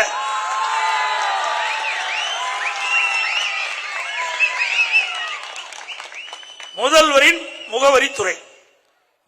முகவரித்துறை இதில் என்ன, மக்களுக்கு என்ன பிரச்சனை, அந்த பிரச்சனை ஆன்லைன் மூலமா அரசாங்கத்துக்கு அனுப்புனா அந்த பிரச்சனை தீர்க்கப்படும். அது மனு மூலமாக அனுப்பப்படுது. அந்த மனுவுக்கு தீர்வு காண்றதுதான் முதலமைச்சரின் முகவரி. இதுலயே 9,40,000 பேர் பாக்கி இருக்குது. 9,00,000 பத்திரிகையில் வந்த செய்தி, தினமடல் வந்த செய்தி. கிட்டத்தட்ட தீர்க்கப்படாத மனு சுமார் 8,70,000 பேர் மனுக்கள் நிலுவையில் இருக்குது. ஏற்கனவே திரு ஸ்டாலின் அறிவிக்கப்பட்டபடி, திரு ஸ்டாலின் பெயர் வைத்து அறிவிக்கப்பட்டபடி முதல்வரின் முகவரி திட்டம் என்ற அறிவிப்பை வெளியிட்டு அதன் மூலமாக பெறப்பட்ட மனு இன்று வரை 8,70,000 மனுக்கு தீர்வு காணல.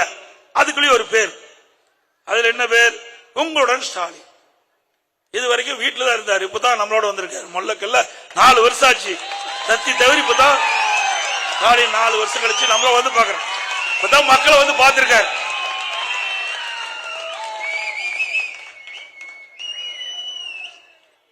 இந்த பிரச்சனை என்னன்னா 46 பிரச்சனை உங்களுடன் ஸ்டாலின்ல அச்சடிச்சு கொடுத்திருக்கிறாங்க. இத சம்பந்த அதிகாரிகள் மூலமா வீடு வீடா வந்து கதவை தட்டி உங்களுக்கு என்ன பிரச்சனை, அந்த பிரச்சனை மனுவா எழுதி கொடுங்க, நாங்க சம்பந்தப்பட்ட துறைக்கு அனுப்பி அந்த அதிகாரிகிட்ட பேசி அந்த பிரச்சனை தீர்த்து வைக்கிறேன்னு சொல்லி மனு வாங்கியிருக்கிறார். ஏற்கனவே நம்முடைய பொதுமக்கள் இந்த அரசாங்கத்துக்கு அனுப்பி 8,70,000 மனு நிலுவையில் இருக்குது. அதையே தீர்க்க முடியல. அதுக்குள்ள உங்களுடன் ஸ்டாலின் என்ற ஒரு பேரை வச்சு வெளியிட்டு அதுக்கு ஒரு விழா எடுத்து எல்லா மந்திரிகளும் போய் ஊர் ஊரா கொடுத்துட்டு இருக்கிறாங்க, எல்லா எம்எல்ஏ கொடுத்துக்கிட்டே இருக்கிறாங்க. இது நடக்கிற காரியமா? ஏன்னா அடுத்த ஆண்டு சட்டமன்ற தேர்தல் வர இருக்குது. அதனால மக்களை ஏமாற்றி ஸ்டாலின் மாடல் அரசாங்கம் இப்படிப்பட்ட ஒரு கதையை வெளியிட்டு இருக்கிறாங்க, ஒரு நாடகத்தை அரங்கேற்றி இருக்கிறாங்க. அதோட இதே மாதிரிதான் திரு ஸ்டாலின் எதிர்கட்சி தலைவராக இருக்கும்போது ஊர் ஊரா போனார். இப்படி இது மாதிரி ஒரு திட்டு கட்டா பெட்ஷீட்டை போட்டு அமர்ந்துக்குவார். முன்னான மக்களையெல்லாம் அமர வச்சு பெட்ஷீட் போட்டு உங்களுக்கு என்ன குறை இருக்குது அதை மனுவா எழுதி கொடுங்க, நான் பெட்டி கொண்டு வந்திருக்கேன். பெட்டி மேல எப்பவுமே திமுக காரனுக்கு தனி கவனம் உண்டு. அந்த பெட்டியில உங்களுடைய குறைய மனுவா எழுதி போடுங்க. நான் வந்து ஏன்னா மக்கள் வைரத்தையும் தங்கத்தையும் போடுறாங்கல்ல, பத்திரமா பாதுகாக்க வேணும்ல இன்றைய முதலமைச்சர். அப்ப பெட்டி பூட்டு போட்டு சீல, அதுக்கு பெட்டி பூட்டு பூட்டி சீல் வைக்கிறார். சீல் வச்சு அந்த பெட்டியை பத்திரமா வீட்டுல கூட வச்சுக்கிட்டு திமுக ஆட்சி பிறகு சீலை உடைச்சு பெட்டியை திறந்து மனுவை எடுத்து படிச்சு பார்த்து தீர்வு காணணும். எவ்வளவு வேடிக்கையா இருக்குது. தமிழ்நாட்டு மக்கள் என்ன அப்படி ஓரமில்லாத மக்களா? ஆக எப்படி மக்களை ஏமாற்றுறாங்க எண்ணி பாருங்க. பாவம் ஆசியா ஏழை மக்கள், ஸ்டாலின் வந்திருக்காரு, உதயநிதி ஸ்டாலின் வந்திருக்காரு, எப்படியாவது தங்களுடைய பிரச்சனை தீர்க்க முடியுமா என்று எண்ணத்தில் ஆசையில அங்கே தன்னுடைய வேலைகள் எல்லாம் விட்டு விட்டு தங்களுக்கு இருக்கிற வருமானத்தெல்லாம் விட்டு விட்டு அவருடைய முன்னணி அமர்ந்து அவன் மனுவா எழுதி போடுறீங்களே, இப்படி மக்களை ஏமாத்தலாமா? ஆக ஒரு படத்துல வரும், ஒருவர் ஏமாற்ற வேண்டும்னா ஆசையை தூண்ட வேணும். அப்படி ஆசையை தூண்டி ஆட்சிக்கு தான் இன்றைக்கு திராவிட முன்னேற்ற கழகம் என்பதை எண்ணி பார்க்க வேண்டும். அதோட உங்களுடன் ஸ்டாலின் வாங்கிய மனுவு சரி, ஏழை மக்கள் பிரச்சனை ஏதாவது ஒரு வழியில பிரச்சனை தீர வேண்டும் என்று மனு எழுதி கொடுக்கிறாங்க அதிகாரிக்கு. அந்த மனுவு சிவகங்கை மாவட்டம் திருப்புவனத்தில் ஆத்துல கிடக்குது. ஆத்துல இருந்து எடுக்கிறாங்க. வலைதளத்தில் வந்த செய்தி, அங்க ஒரு புதுக்கோட்டை மாவட்டத்தில் ஒரு வடை சொல்ற கடையில அந்த வடையை கட்டி கொடுக்கிறாங்க. இந்த மனுவுல எவ்வளவு கேவலம் சிந்திச்சு பாருங்க. இதெல்லாம் ஆதாரத்தோட சொல்றேன், இது ஒண்ணு இல்லாத சொல்லல.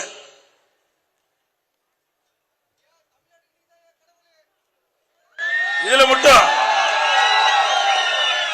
இந்த மனு வாங்குதல என்னென்ன பேர் வச்சிருக்காங்க மக்கள் தெரிஞ்சுக்கணும். ஏன்னா நாம பேர் அறிவிக்கிறோம் மறந்துட்டு போயிடும்.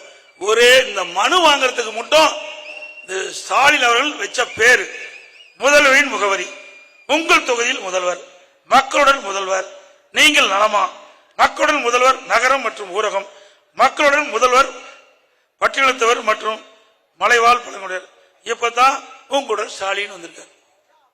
ஆக இன்றைக்கு எதுக்கோ நோபல் பரிசு கொடுக்குறாங்க. பேர் வைப்பதற்கு நோபல் பரிசு கொடுக்குறோம்னா நம்ம தமிழ்நாடு முதலமைச்சர் பொருத்தமா இருப்பார்.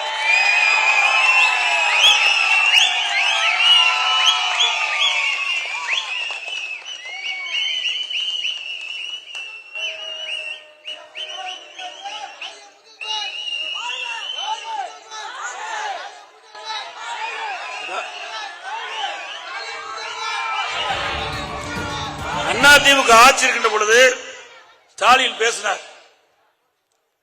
என்ன கருத்து சொன்னார்னா, கடன் அதிகமா வாங்கிட்டீங்க, நாங்க இந்த கடன் எல்லாம் கட்டுவதற்கு நிதி மேலாண்மை அமைப்பில் ஒரு அமைப்பை ஏற்படுத்தி அதுக்கு வல்லுநர் குழு அமைக்கப்பட்டு அந்த வல்லுநர் குழு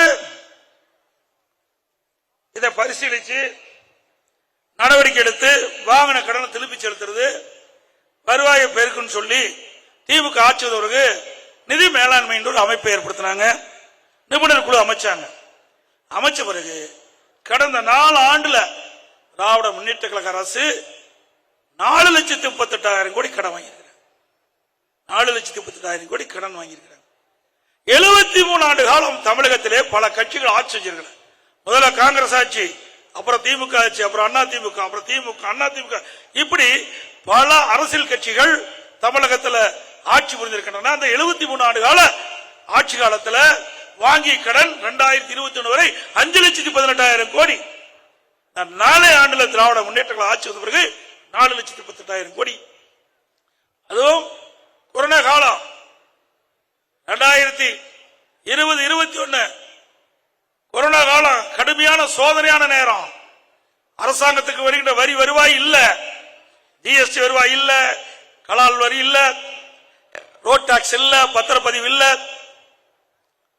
இப்படி பெட்ரோல் டீசல்ல வரி இல்ல, இப்படி அரசாங்கத்துக்கு வருகின்ற வருவாயில் எதுவுமே இல்ல. ஒரு ஆண்டு காலம் மூடப்பட்டிருந்தது. உங்களுக்கு அத்தனை பேருக்கு தெரியும். வீட்டில இருந்தே வெளியே வர முடியாத ஒரு சோதனையான நேரம்.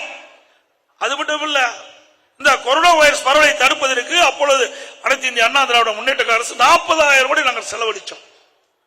இவ்வளவு இருந்தும் 5,18,000 கோடி தான் கணக்கு. ஆனா இன்றைக்கு எந்த ஒரு பிரச்சனையும் இல்லாம இந்த விடியா திமுக அரசு 4 ஆண்டு காலத்துல 4,38,000 கோடி கடன் வாங்கி இருக்கிறாங்க. 25-26 நடப்பாண்டு இன்னும் 1 லட்சம் கோடி கடன் வாங்க போறாங்க.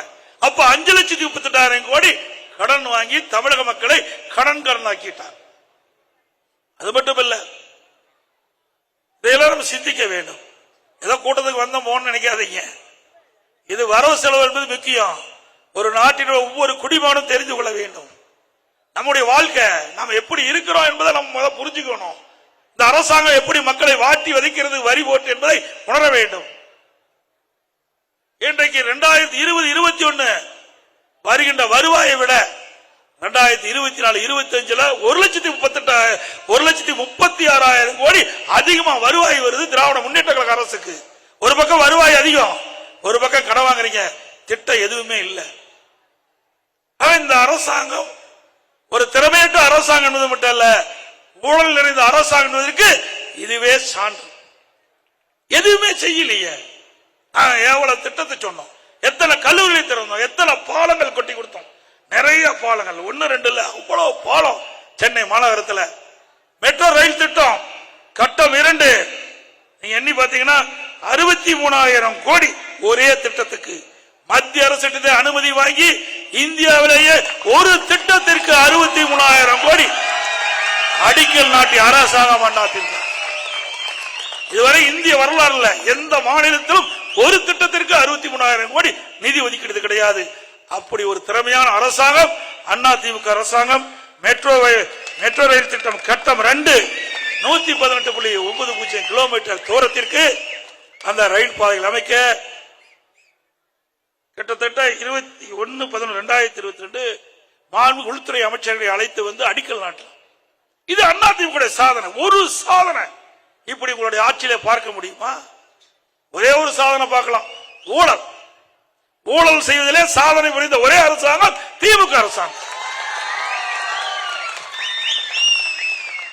2016 அதிமுக ஆட்சியில் இந்த மெட்ரோ ரயில் திட்டம் எப்படி செயல்பட்டது என்பதை இந்த நேரத்தில் சுட்டிக்காட்ட கடைபெற்றிருக்கின்றேன். என்றால் இன்றைக்கு முதலமைச்சர் வேண்டுமென்றே திட்டமிட்டு அதிமுக ஆட்சியிலே எந்த திட்டத்தையும் நிறைவேறவில்லை என்ற தவறான தகவலை சொல்லிக் கொண்டிருக்கின்ற காரணத்திலே அனைத்து இந்திய அண்ணா திராவிட முன்னேற்ற கழக 10 ஆண்டுகள் ஆட்சியிலே செய்த சாதனைகள் பல.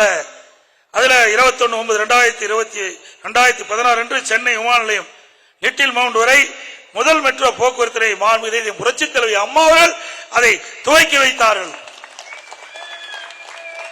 14/5/2017 நான் முதலமைச்சர் இருந்த காலம் திருமங்கலம் முதல் நேரு பூங்கா வரை மெட்ரோ ரயில் போக்குவரத்து 25/5/2018 நேரு பூங்கா முதல் சென்னை சென்ட்ரல் வரை மற்றும் சைதாப்பேட்டை முதல் ஏஜி டிஎம்எஸ் வரை, 2019 ஏஜி டிஎம்எஸ் முதல் மன்னாரப்பேட்டை வரை மெட்ரோ துவக்கி வைத்தது அனைத்து இந்திய அண்ணா திராவிட முன்னேற்ற கழக ஆட்சியில் தான் மெட்ரோ ரயில் திட்டம் இன்னைக்கு மக்களுடைய பயன்பாட்டு கொண்டாந்துருக்கிறோம். இத்துடன் மெட்ரோ ரயில் கட்டம் 1 18,350 கோடியில இன்றைக்கு 45.1 கிலோமீட்டர் நீளத்திற்கு பணிகள் முடிவு பெற்று இந்த திட்டத்தை நிறைவு செய்து மக்களுடைய பயன்பாட்டுக்கு கொண்டு வந்த அரசாங்கம் அதிமுக அரசாங்கம்.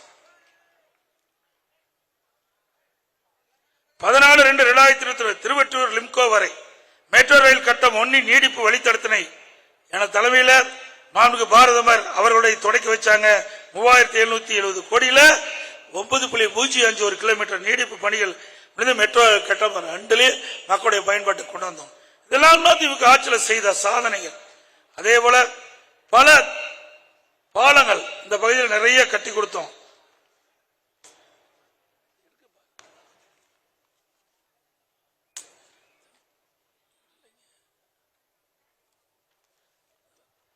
பல பாலங்கள் அதிமுக ஆட்சியில் தான் கட்டி கொடுத்தோம். இன்றைக்கு சென்னை மாநகராட்சி வளர்ந்து வருகின்ற மாநகராட்சி. இந்த வளர்ந்து வருகின்ற மாநகராட்சியில மக்கள் போக்குவரத்து நெரிசல் அதிகமாக இருக்கிற காரணத்தில் கடுமையாக பாதிக்கப்படுறாங்க. ஆகவே போக்குவரத்து நெரிசல் இல்லாமல் இருப்பதற்கு அனைத்து இந்திய அண்ணா திராவிட முன்னேற்ற கழக ஆட்சியில் அதிகமான பாலங்கள் அதிமுக ஆட்சியில் தான் கட்டி கொடுக்கப்பட்டது என்பதை நேரத்தில் தெரிவிக்கிறேன்.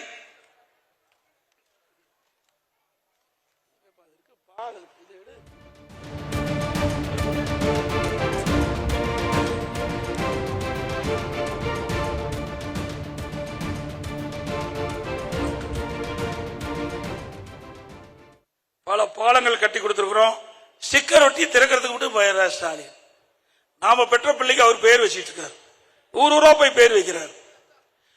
அவர் கொண்டாந்த கட்டடம் அவருடைய தந்தை பேர்ல அங்கங்க நூலகம் கட்டினார். அது ஒண்ணுதான் அவருடைய ஆட்சியில பார்க்க முடியும். அப்புறம் கார் பந்தயம் நடத்துறார். நாட்டுக்கு அதுதானே முக்கியம். ஏங்க, மக்கள் வறுமையில கஷ்டப்பட்டு இருக்காங்க, பல பிரச்சனைகளை துடிச்சிட்டு இருக்கிறாங்க. துடிக்கின்ற மக்களுக்கு தேவையான திட்டங்களை கொண்டு வந்து அவளை காப்பாற்றுகின்ற அரசாங்கம் கார் பந்தயம் நடத்துது. பல 100 கோடி ரூபாயில நகருடைய மத்திய பகுதியில கார் பந்தயம் நடத்துகின்ற அரசு நமக்கு தேவையா? பேனா வைக்கிறாங்க, பேனா வைங்க நாங்க வேண்டாங்கள. எழுதாத பேனா எங்க வச்சா என்ன? நடுக்கட்டில் கூட வச்சா தான் பேனா வச்ச மாதிரி இருக்குமா? சரி, நினைவு மன்றம் கட்டுறீங்க, உங்க தலைவர் கட்ட வேண்டியது, அதுல எந்த மாற்று கருத்தும் கிடையாது. ஒரு முன்னாள் முதலமைச்சர், கட்சியுடைய தலைவர், அவர் இருந்த காலத்தில் பல திட்டங்களை கொண்டாந்தாரு. நாங்கள் இல்லைன்னு சொல்லல. அதுக்காக அவருக்கு நினைவு மன்றம் கட்டிங்க, ரைட்டு. அவருக்கு முன்னாடியே நினைவு மன்றத்துக்கு முன்னாடியே ஒரு 2 கோடியில பேனா வச்சுட்டு இருப்பாங்களே. சரி, அப்படித்தான் பேனா கொடுக்கணும். எழுதின பேனாவை அரசு பள்ளி படிக்கிற மாணவர் கொடுங்க, அவர் மாணவர் பாராட்டுவாங்க. இது அதிமுக கட்சிக்காரருக்கு தான் இந்த எண்ணம் வரும். திமுக கட்சிக்காரருக்கு இந்த எண்ணம் வரவே வராது. பாருங்க, பள்ளியில படிக்கிற மாணவர்களுக்கு காலனி, சீருடை, விலையில்லா புத்தகம், கொண்டு போறதுக்கு பை, பள்ளிக்கு போறதுக்கு சைக்கிள், திறமையான கல்வி கிடைக்க மடிக்கடி எல்லாம் கொடுத்து அதிமுக ஆட்சி. இன்னைக்கு இந்தியாவிலே கல்வி கற்போடைய எண்ணிக்கை உயர்ந்திருக்குன்னு சொன்னா அந்த மாணவனுடைய எண்ணங்களை நிறைவேற்றணும். கிராமத்திலிருந்து நகரம் வரை ஏழை குடும்பத்தில் பிறந்த மாணவன் கூட இன்றைக்கு கல்வி அறிவு பெருகின்ற சூழ்நிலையை உருவாக்கியது அதிமுக அரசாங்கம். இந்த அரசாங்கம் மாதிரியே இருக்கிறாங்க. எதுக்கோ செலவு பண்றீங்க, வீண் செலவு பண்றீங்க. ஆனா உண்மையிலே மக்களுடைய பயன்பாட்டுக்கு செலவழித்தா நன்றாக இருக்கு என்பதை மட்டும் இந்த நேரத்தில் கேட்கிறேன்.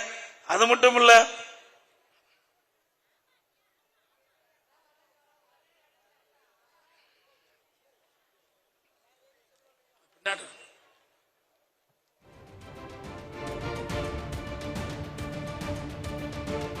அடிக்கடி சொல்றாரு எடப்பாடி பழனிசாமி, பஸ் தூக்கிட்டு ஊர் ஊரா போடணும். ஸ்டாலின் அவர்களே, நீங்க நல்ல விளம்பரம் பண்ணி கொடுத்துட்டீங்க, நன்றி. எல்லா பத்திரிகையிலும் போட்டா, ஊடகத்திலையும் போட்டா, சுந்தரா டிராவல்ஸ் தூக்கிட்டு போனாருன்னு. இது நல்ல விளம்பரம் ஆச்சு. மக்கள் இந்த பஸ் எப்படி இருக்குன்னு வந்து பல பேர் பார்க்க ஆரம்பிச்சுட்டாங்க. அதுக்கு நன்றி தெரிவிச்சுக்கிறேன். கிட்டத்தட்ட 153 சட்டமன்ற தொகுதி எழுச்சி பயணத்தில் நேரடியாக போய் மக்களை சந்திச்சு சுமார் 65 லட்சம் பேர் நேரடியாக நான் சந்தித்து விட்டு இப்பொழுது பேர் அண்ணாவுடைய பிறந்தநாள் விழா பொதுக்கூட்டத்திலே உங்களை சந்தித்து பேசுகின்ற பாக்கியத்தை கிடைச்சிருக்கிறேன். அந்த எழுச்சி பயணத்தின் போது மக்களுடைய உணர்வுகளை பார்க்க முடிஞ்சது. இந்த ஆட்சி எப்பொழுது முடிவு கட்டப்படும், மக்களோட ஆட்சிக்கு முடிவு கட்டின தேர்தல் 2026 தேர்தல் என்று அவருடைய ஆரவாரம் மகிழ்ச்சி மூலமாக வெளிப்படுத்தினார். இன்றைக்கு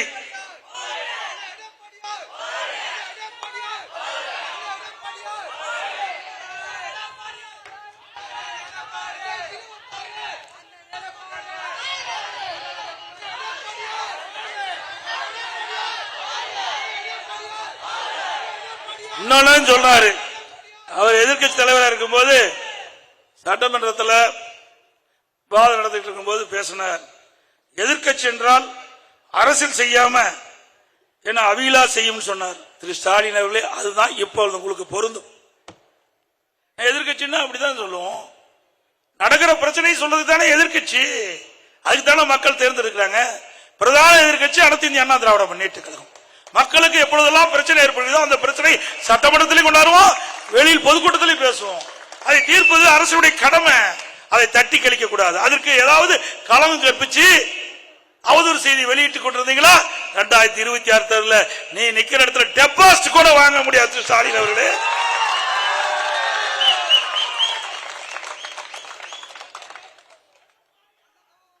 இன்னொன்னு பேசுறார். இப்பதான் அரசியலுக்கு வந்திருக்காரு பாவம். அவர் நாணவாதியம் பிறந்து விட்டது. யாருன்னு உங்களுக்கு தெரியும். உதயநிதி ஸ்டாலின் ஏதோ பேசிட்டு இருக்கார். இன்றைக்கு பேசுறாரு ஒரு கூட்டத்தில், ஒரு திருமண நிகழ்ச்சியில் பேசுறாரு. நான் கேள்விப்பட்டேன்.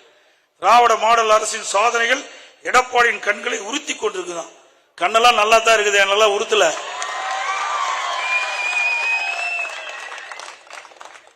உதயநிதி ஸ்டாலின் அவர்களே, நீங்க பேசுங்க, கருத்தை சொல்லுங்க, தவறு இல்லை. ஆனா வேண்டுமென்றே திட்டமிட்டு தவறான கருத்தை சொல்லிக்கிட்ட பொழுதுதான் அதில் பதில் சொல்லக்கூடிய சூழ்நிலைக்கு நாங்கள் தள்ளப்படும். அவர் சொன்ன கருத்து, அறநிலைத்துறை சார்பாக 10 கல்லூரிகள் அறிவிக்கப்பட்டன. நாங்கள் கேட்கின்ற கல்வி, இதுக்குன்னு ஒரு துறை இருக்குது, உயர்கல்வித்துறை இருக்குது. அந்த உயர்கல்வித்துறையில் நீங்க அறிவிங்க, தவறு என்று சொல்லவில்லை. அப்படித்தானே அனைத்து இந்திய அண்ணா திராவிட முன்னேற்ற கழகம் ஆட்சி இருக்கின்ற பொழுது உயர்கல்வித்துறையில இவ்வளவு கல்லூரியை நாங்க அறிவிச்சு திறந்து நடைமுறை கொண்டாந்தோம். ஏன் அரசாங்கம் திவால் ஆயிட்டுதா? பணம் இல்லையா அரசாங்கத்துல? அப்படித்தானே நினைக்க தோன்றுது. இன்னைக்கு அறநிலைத்துறையில் இருக்கிற அந்த நிதி எடுத்து இன்னைக்கு கல்லூரி கட்டினீங்களா, அந்த கல்லூரி விரிவாக்கம் செய்யணும், அது கூடுதல் பாடத்திட்டம் கொண்டாடணும், அது தொடர் செலவு. அப்போ அந்த மாணவர்கள் நிதி இல்லாம இருந்தா அந்த மாணவர்கள் பாதிக்கப்பட்டு விடுவாங்க. இது நீங்க உயர்கல்வித்துறையில் இருக்கின்ற பொழுது நிதி தாராளமாக அந்த கல்லூரிக்கு கிடைக்கும். அதை வச்சுதான் நான் குறிப்பிட்டேன். இன்னொன்னு சொல்றேன், ஏதோ இப்பதான் போய் நம்ம பார்த்து அங்க இருக்கிற அறநிலைத்துறை சார்பாக திருமணம் நடத்தி வச்சிட்டு இருக்காரு. இதெல்லாம் ஏற்கனவே அனைத்து இந்திய அண்ணா திராவிட முன்னேற்ற கழகம் ஆட்சி இருக்கின்ற போது, இதை புரட்சி தலைவர் அம்மா இருக்கின்ற போது பல்லாயிரக்கணக்கான பேர்களுக்கு, ஏழைகளுக்கு திருமணம் நடத்தி வைத்த அரசாங்கம் அதிமுக அரசாங்கம். எங்களை பார்த்து ஸ்டிக்கர் ஒட்டி தான் நீங்க ஒவ்வொன்றா நீங்க செயல்படுத்திட்டு இருக்கிறீங்க. உங்களை பார்த்து நாங்க காப்பி அடிக்கல, எங்களை பார்த்து தான் நீங்க அந்த ஒவ்வொரு திட்டத்தையும் கொண்டாந்து இருக்கிறீங்களே ஒழிய அதிமுக பொறுத்த வரைக்கும் அதற்கென்று திட்டங்கள் வகுக்கப்படும், அது முறையாக செயல்படுத்தப்படும் என்பதை இந்த நேரத்தில் தெரிவித்து, இன்னும் பத்திரிகை ஆளுங்கட்சியா இருக்கும் போது எடப்பாடி பழனிசாமி தான் பேசினா, எதிர்கட்சியா இருக்கும் போது தினந்தோறும் நம்மளை பத்தி தான் பேசலாம். பரவாயில்ல, பத்திரிகை நம்மளாலதான் விக்குது, இல்லைன்னா விக்காது போகிறது. இதுல நேற்றைய தினம் தினமலர் பத்திரிகையில் வருது, பல மாவட்டங்களில் 16ஆம் தேதி முதல் கனமழை பெய்யும், வங்கக்கடையில் காற்றழுத்த தாழ்வு. இதன் காரணமாக தமிழகத்தில் பல மாவட்டங்களிலும் புதுச்சேரி காரைக்கால் பகுதி இடிமுண்டலுடன் பெய்யும். இதுல தமிழகத்தில் வேலூர், திருப்பத்தூர், கிருஷ்ணகிரி, தருமபுரி, சேலம், திருவண்ணாமலை. நான் தருமபுரியில எழுச்சி சுற்றுப்பயணத்தை வச்சிருந்தேன், 17-18 வச்சிருந்தோம். இந்த பத்திரிகை பார்த்துட்டு வானிலை ஆராய்ச்சி மையத்தையும் கேட்டோம். வானிலை கேட்கும் போது அவர்கள் மழை வருது உறுதினாங்க. அதனால நாங்க அந்த தேதியில அங்க எழுச்சி பயணத்தை மேற்கொள்ளாம பிறகு ஒரு தேதி இந்த மாதம் 28, 29ஆம் தேதி தருமபுரி மாவட்டத்தில் எழுச்சி பணி தொடரும் அறிவிச்சார். உடனே இன்னைக்கு பத்திரிகையில எடப்பாடி பழனிசாமி மத்திய உள்துறை அமைச்சர் சந்திக்கிறார், பேச்சுவார்த்தை நடத்துகிறார், உள்கட்சி பிரச்சனை தீர்க்கிறார். பத்திரிகையாளர்களே, அனைத்து இந்திய அண்ணா திராவிட முன்னேற்ற கழக கட்சியை எவராலும் கொண்டு பண்ண முடியாது. சொல்றேன், எழுதிக்க. எங்களுக்கு ஆட்சி அதிகாரம் இருப்பதை விட தன்மானம் தான் எங்களுக்கு முக்கியம். அது ஒரு இம்மையளவு நான் விட்டு கொடுக்க மாட்டேன். சில பேரை கைக்கூலியாக வைத்துக் கொண்டு ஆட்டம் போட்டு இருக்கிறீங்க. அந்த கைக்கூலிகள் யார் என்று அடையாளம் காட்டப்பட்டு விட்டோம். அதுக்கு விரைவில் முடிவு கட்டப்படும். சில பேர் அனைத்து இந்திய அண்ணா திராவிட முன்னேற்ற கழக ஆர்சி கவிழ்ப்பதற்கு எதிர்த்து ஓட்டு போட்டாங்க. மன்னிச்சு அவர்களை அரவணைத்து துணை முதலமைச்சர் கொடுத்தோம், உயர்ந்த பதவி கொடுத்தோம். மீண்டும் அவர்கள் திருந்த பாடில்லை. புனிதமாக அண்ணா திமுக கோயிலாக இருக்கின்ற அந்த தலைமை கழகத்தை அடித்து நுரைக்கி மற்றவர்களை கட்சியில சேர்த்த வேணுமா?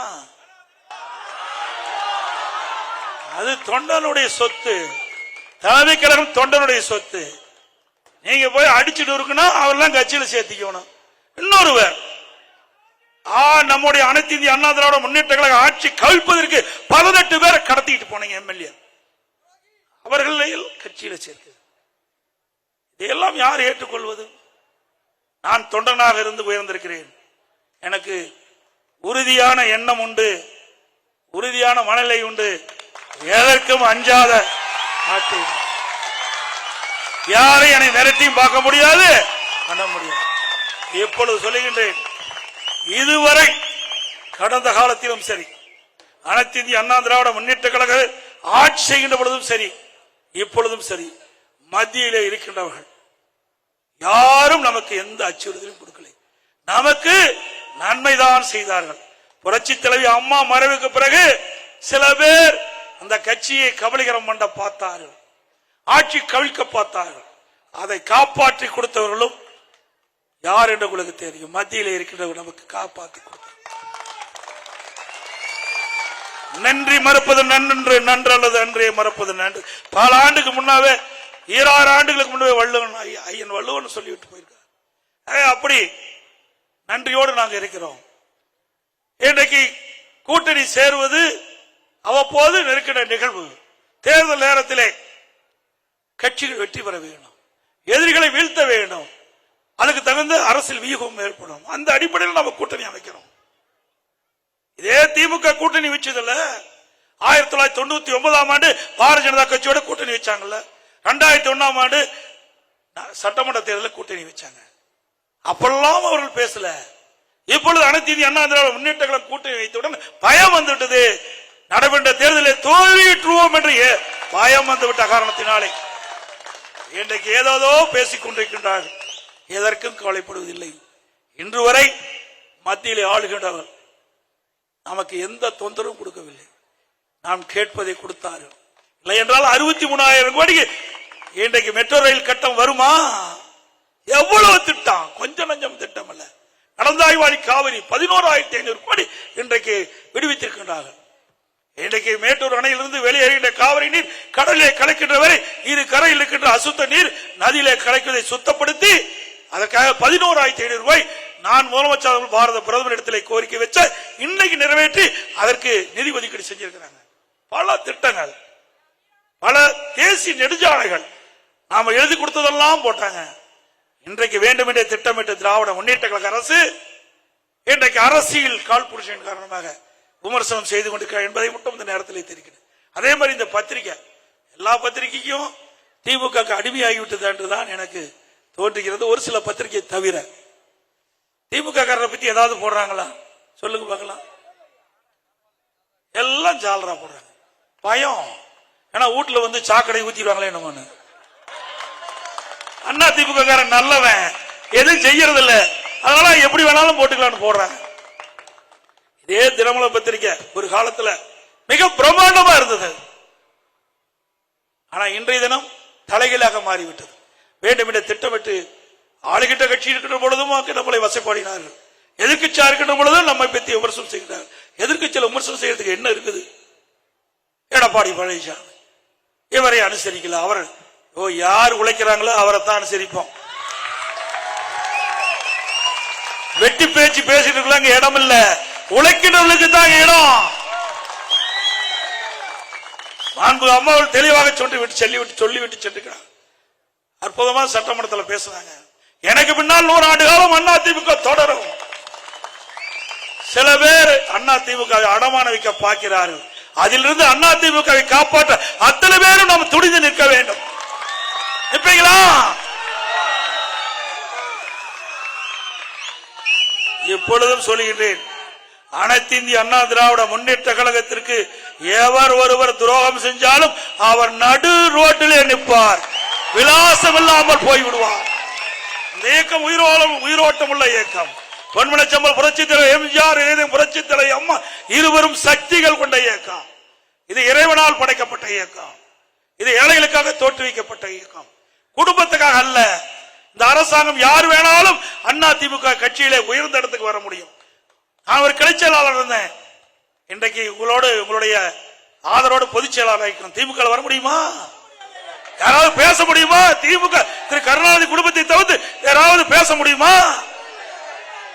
ஆட்சி அதிகாரம் அதிமுக சாதாரண ஏழைகள் கூட எம்எல்ஏ ஆகலாம், எம்பி ஆகலாம், அமைச்சர், முதலமைச்சர் ஆக முடியாது. அதிமுக தான் முடியும்.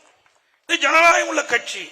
அதே உயிரோட்டம் உள்ள அனைத்து இந்திய அண்ணா திராவிட முன்னேற்ற கழகத்துக்கு துரோகம் செய்கின்றவர்கள் யாராக இருந்தாலும் ஆண்டவன் மன்னிக்க மாட்டார் என்பதை மட்டும் நேரத்தில் குறிப்பிட்டு, இன்னொரு பத்திரிகை தினகரன் பத்திரிகை, அது பீட்டர் மாமான்னு ஒரு பக்கம் இருக்குது. பீட்டர் மாமா அதுல அதிமுக பத்தி போலின்னா வைத்து வெளி வந்துடும். அதிமுக பத்தி ஒரு செய்தி போடும். இங்க இருக்கிற வட்ட செயலாளர் இப்படி, அந்த மாவட்ட செயலாளர் இப்படி, தினந்தோறும் எடுத்து புரட்டி பாருங்க. அது அதிமுக கட்சிய செய்தி வராத நாளே இல்லை. பரவாயில்ல, ஏதோ ஒரு வழியில எங்களுக்கு விளம்பரப்படுத்துற, நன்றி. ஏதாவது வழியில எங்களை விளம்பரப்படுத்திட்டு இருக்கிற. ஆக இப்படி பத்திரிகையுடைய தர்மம் இன்றைக்கு இல்லை என்பதுதான் யதார்த்த உண்மை. இனியாவது பத்திரிகையாளர்கள் நடுநிலையோடு செயல்படுங்க. அப்புறம் ஊடகம் நாம பேசுறது 4 நிமிஷம் தான் காட்டுவாங்க, ஆனா ஒரு நாள் பூரா காட்டுவாங்க ஒண்ணுமே இல்லாத செய்தி. அது என்னன்னு உங்களுக்கு தெரியும். இன்றைக்கு 9 மணிக்கு புறப்பட்டா நைட்டு 10 மணி வரைக்கும் காட்டுவாங்க. ஊடக நண்பர்களே, நல்லதை செய்யறத காட்டுங்க. நாட்டுக்கு நன்மை செய்யக்கூடிய திட்டங்கள், நாட்டுக்கு நன்மை செய்யக்கூடிய செய்திகள் மக்களை போய் சேரட்டும். யாரையும் குறை சொல்லி பேசவில்லை. ஆனால் இந்த ஊடக செய்தியாளர்களும் பத்திரிகையாளர்களும் நடுநிலையோடு நடந்து கொள்ள வேண்டும்.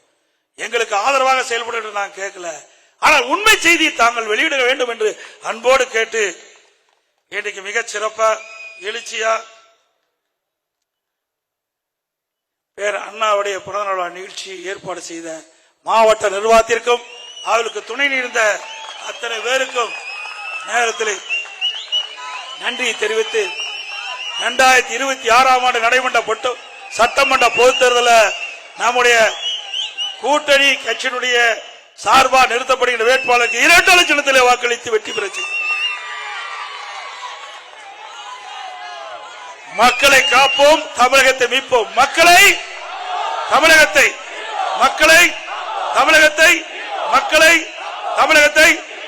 நன்றி, வணக்கம்.